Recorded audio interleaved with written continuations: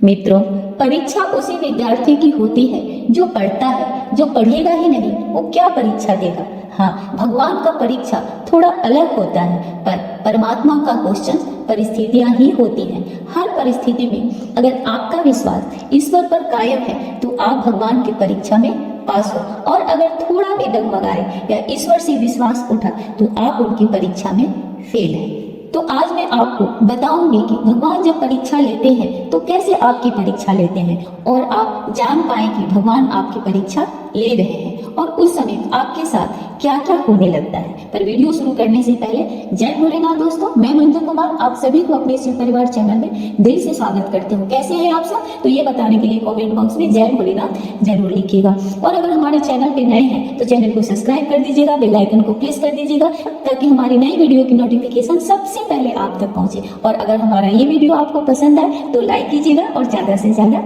Share कीजिएगा।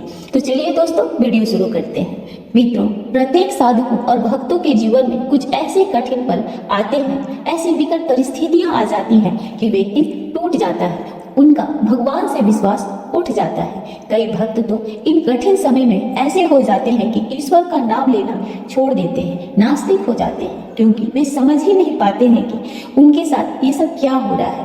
जो लोग निरंतर पूजा पाठ करते हैं तो वो ये सोच लेते हैं कि हमारे साथ कभी कुछ बुरा होगा ही नहीं, मैं जो मांगूंगा भगवान हमें वो सब देंगे, हमारी झोली में सिर्फ और सिर्फ खुशियां और सुख ही सुख आएंगे। पर वो भूल जाते हैं कि अगर सुख आपको मिलेगा तो आपके हिस्से का दुख किसको मिलेगा। इस संसार में कोई ऐसा व्यक्ति नहीं है जिसे दुख और सुख दोनों प्राप्त नहीं हुए हों, कारण दुख और सुख दोनों ही आपके कर्मों पे आधारित हैं।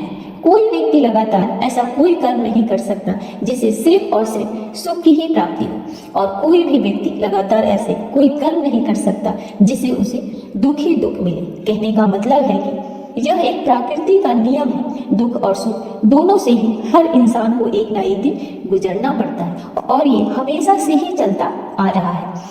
पर हर परिस्थिति में आपका भरोसा विश्वास भगवान पर कायम होना चाहिए। आपने सुदामा जी के बारे में सुना होगा, कितनी गरीबी से वो और उनका पूरा परिवार जी रहे थे, पर उन्होंने कृष्ण भगवान पर से अपना विश्वास नहीं छोड़ा। वो भूखे पेट भी कृष्ण भगवान को याद करते रहे। बाद में भगवान कृष्ण ने सभी सुख उनको प्रदान किए। सुख आपको तभी अच्छा लगता है जब आपने दुख झेल रखा है, तभी आपको पता होता है सुख का वैल्यू।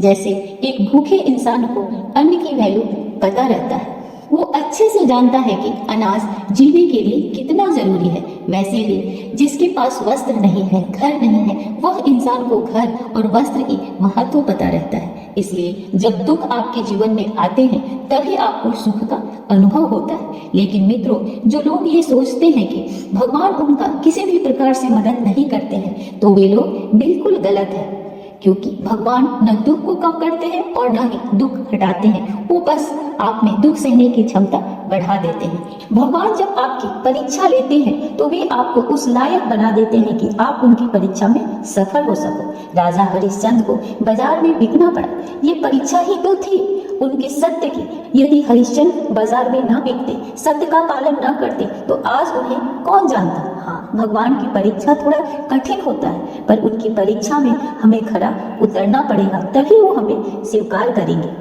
अब मैं आपको ये बताऊंगी कि जब भगवान परीक्षा लेते हैं तो कैसे परीक्षा लेते हैं, और आप ये समझ पाए कि इस पर आपकी परीक्षा ले रहे हैं। जैसे जब भगवान आपकी परीक्षा ले रहे होते हैं तो ऐसा होता है कि आप खाना खा रहे होते हैं और उसी वक्त कोई भूखा इंसान आपके दरवाजा पर खाना मांगने आ जाता है, कोई गाय आपके दरवाजा पे आ जाती है, कोई कुत्ता आपके दरवाजा पे आ जाता है, और आप अपनी थाली से उसे खिला दिया तो कहा जाता है कि अपने मुंह का निवाला उसे दे दिया। ये बहुत बड़ा दान कहा जाता है। तो अगर ये लक्षण आपको दिखे तो आप समझ जाइए भगवान आपकी परीक्षा ले रहे हैं और आप इस परीक्षा में सफल हुए।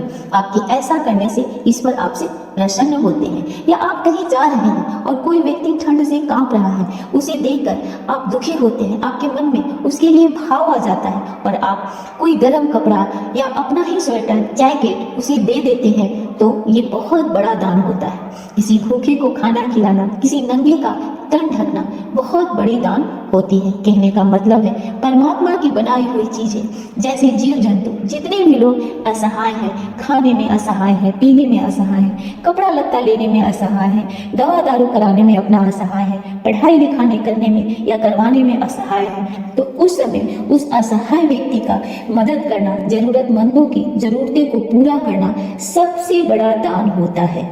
और ऐसी दान से भगवान खुश होते हैं और आप भगवान की परीक्षा में सफल होते हैं। तो कभी भी भगवान पर से विश्वास मत तोड़ना, क्योंकि सदैव वो आपके साथ रहते हैं, भाव से पार होकर आते हैं आपको। भगवान आपकी भौतिक जीवन को तो सुखमय बनाएंगे ही, साथ में आध्यात्मिक जीवन को भी सुखमय बनाकर आपको स्वर्ग लोक की प्राप्ति कराते हैं। दुख और सुख तो सबके घर में आता ही है, पर भगवान किसी न किसी रूप में सदैव आपकी रक्षा करते हैं, ये उम्मीद उन पर बनाए रखना। तो दोस्तों, उम्मीद करते हूँ कि मेरी ये जानकारी आपको पसंद आई होगी, और पसंद आई होगी तो कमेंट बॉक्स में जरूर बताइएगा। फिर मिलती हूँ एक नई वीडियो में, तब तक के लिए धन्यवाद। जय भोलेनाथ।